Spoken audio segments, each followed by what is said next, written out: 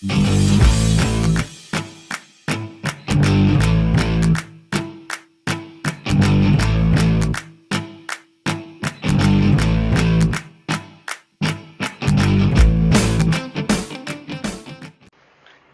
everyone, it's Chris with Expat Theory.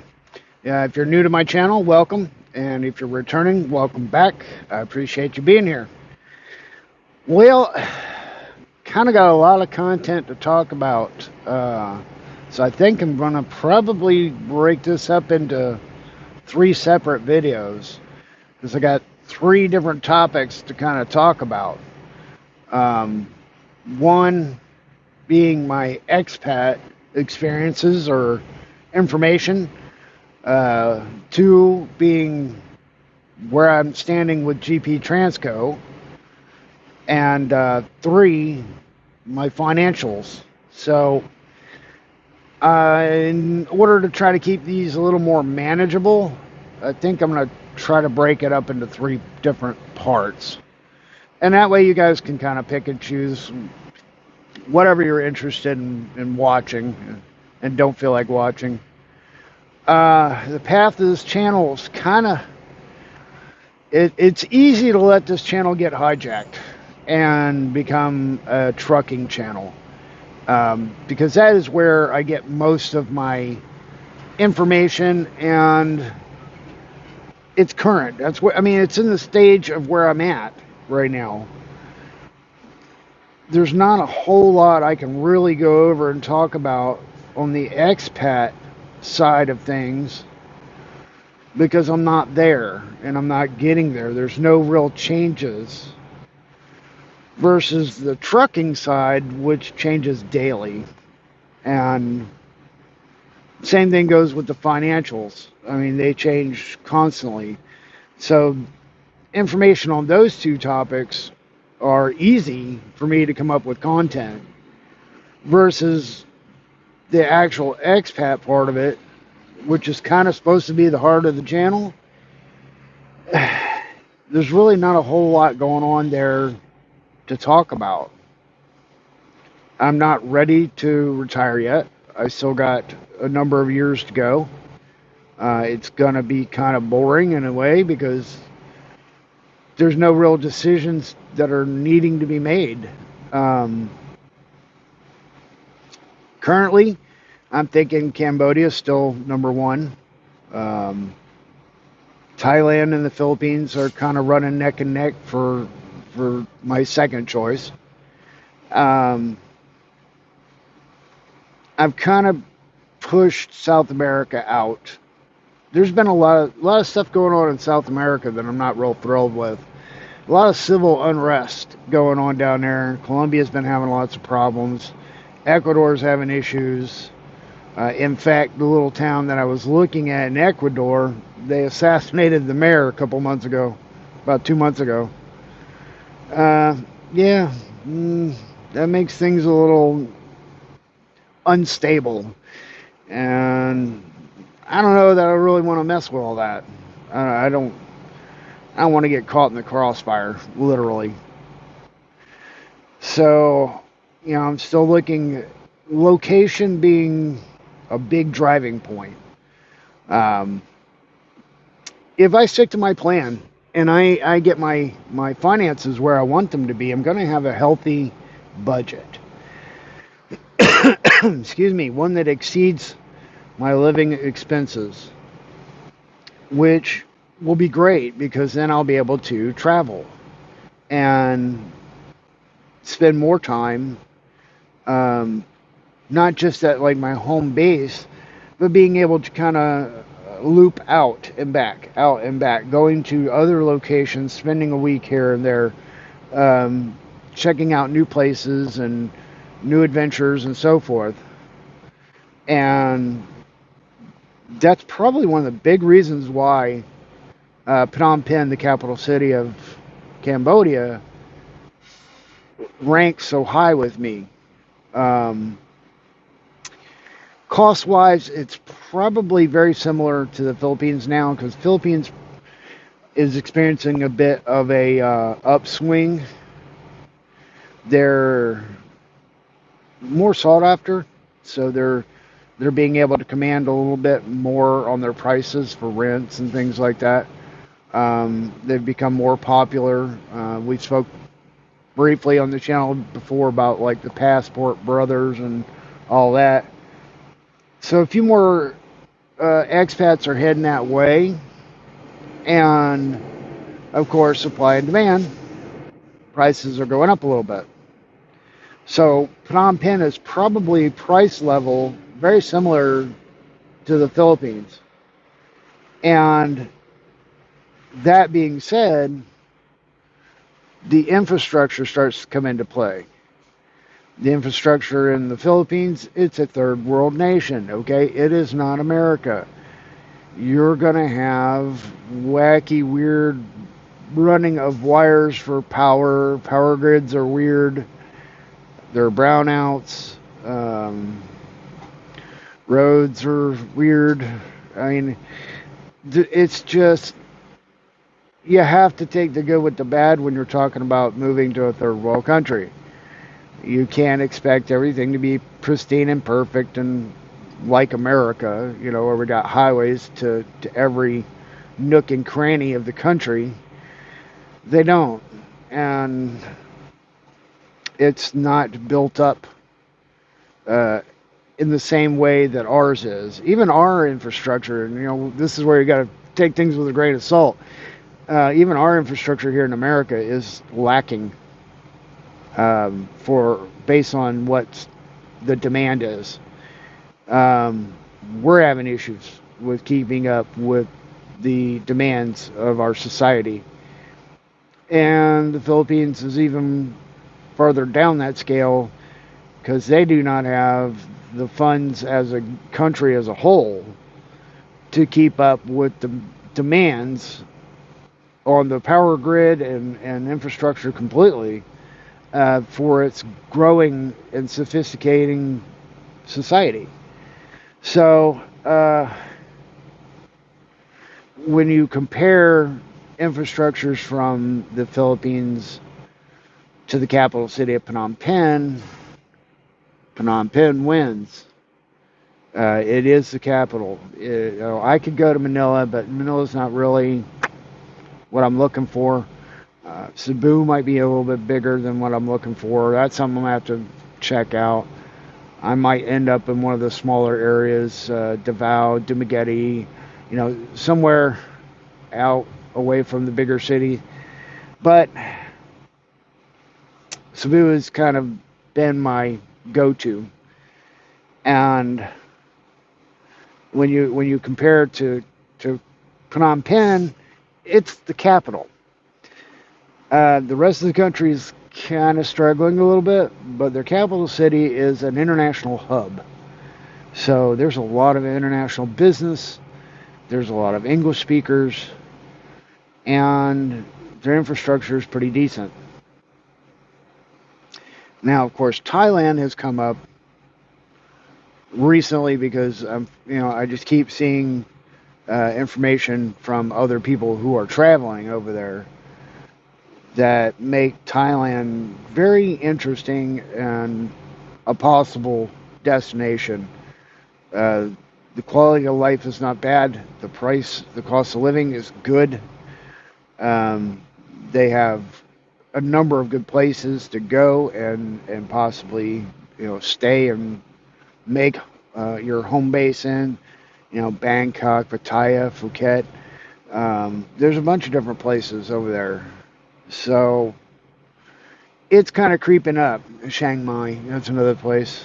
I had a YouTube friend that was in Chiang Mai. He hasn't been YouTubing. He kind of went through a bunch of personal stuff and his channel suffered from it. But I was following him over there, and it seemed like Chiang Mai was a pretty cool spot. It's up in the mountains.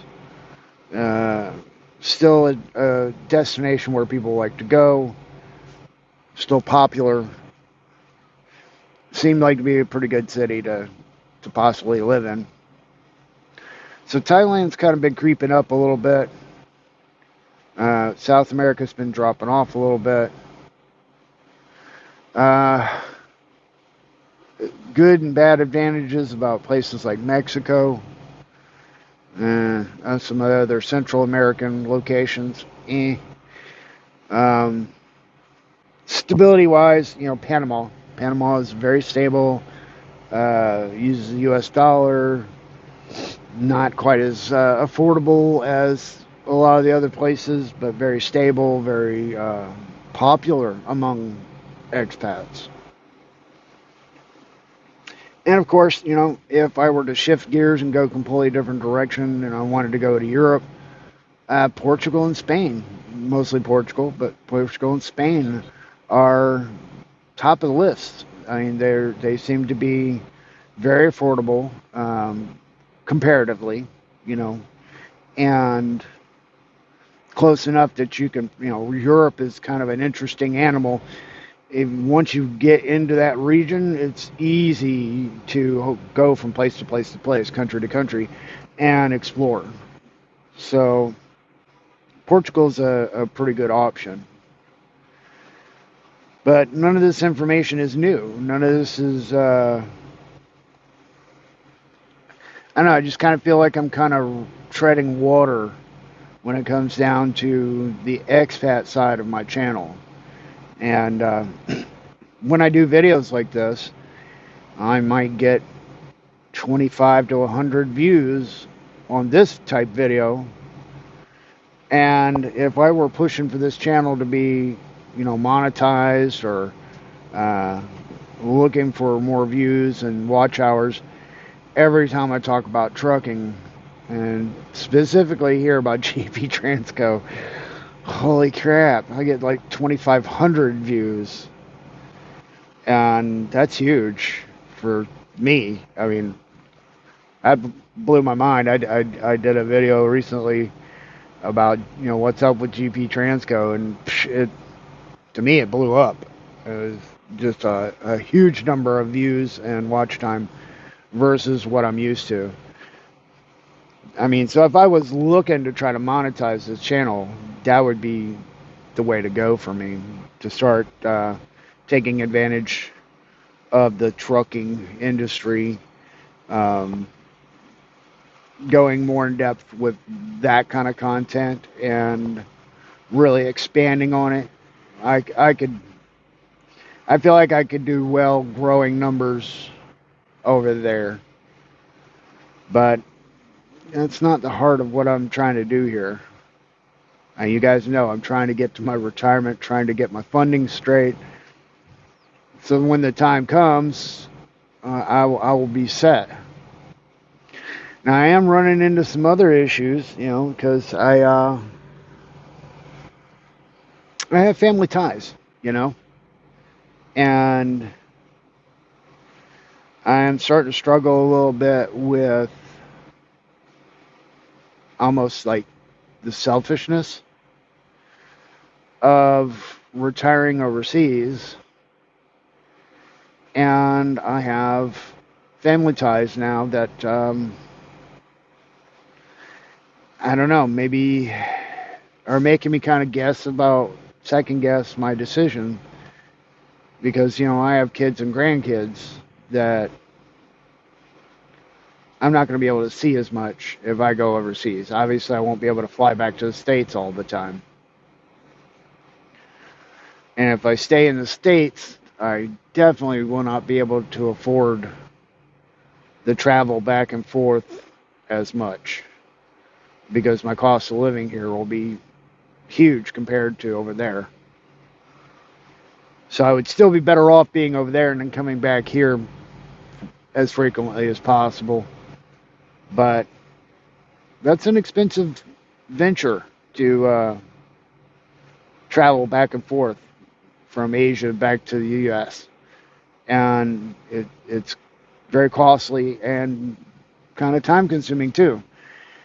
And tiring, because, you're going to be on a plane for, like 25 hours or more. At least when I went to the Philippines the first time, I think I was on that plane for 27 hours. Of course, we made a lot of stops, but it was still pretty much an experience for me, because I'd never been on a flight like that before. my life. And I think the most I ever been on a flight was like 5 hours. So that was kind of a wild animal for me. And that's something I would kind of have to get used to, living over there and then wanting to come back and see my family here. And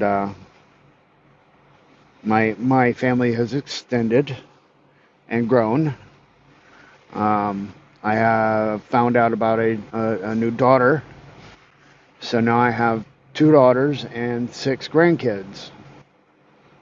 So that, and you know, I'm getting to know my new daughter and her family, and you know, building ties there, and it kind of makes me think, you know, it's making me be a little more calculated about what I'm doing here. So I'm having to think about that a lot and try to come to grips if this is the best decision, and if it's still what I want. Well, I can't say that because I know it's what I want, but I don't know if it's the best thing. So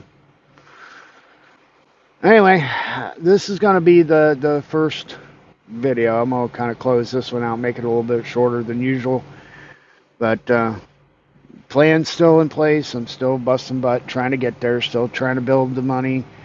Destination isn't really the key, you know. You would think that Expat Theory, the destination, would be the key to the topic of the channel, but it's kind of not, you know.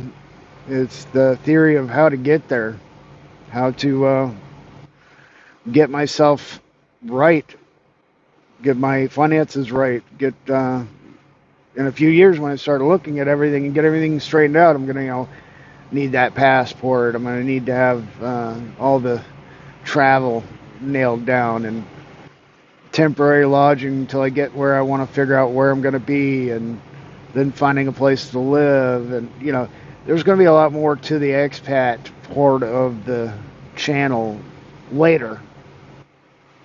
So the destination doesn't really matter, you know, in the grand scheme of things for this channel. I could be going to Norway. You know, I got friends over there. I could go anywhere. It doesn't matter. The idea is to get there. So it's all about the journey, not the destination. And how many times have we heard that about life? It's all about the journey, not the destination. And in this case, pretty much true. If you guys know anybody who's interested in this kind of content, please share it to them. I'm really thrilled with the amount of attention that this channel's garnished. I went through a pretty rough period there for a while. I was seriously considering shutting it down. I wasn't getting any views, so nobody really watched my stuff. Nobody cared. And it's kind of demoralizing, and it's like, why am I doing it? Why am I putting the time in? And I just had to keep reminding myself, okay, don't get caught up in the YouTube crazy stuff.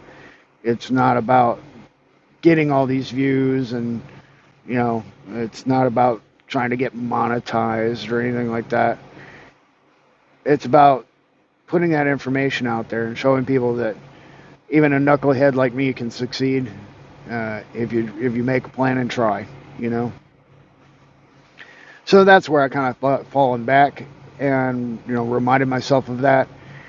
But it is really comforting to know that people are watching and people are seeing, and you know, maybe this will help somebody. Maybe somebody will find, you know, a motivation, you know, even if it isn't, you know, in the same genre of retiring overseas. Maybe it's just trying to figure out their financial plan as to what they want out of life. Maybe it's finding a better way to retire. Maybe it's just getting motivated to do something they need to do in their life. You know, if a dummy like me can do it, anybody can do it. And maybe if my words help one person figure that out, the channel's worth it. It's worth the time and the effort. All right, y'all. I'm going to end the video here. You guys have a good one. I hope to see you in the next video. Thanks for watching.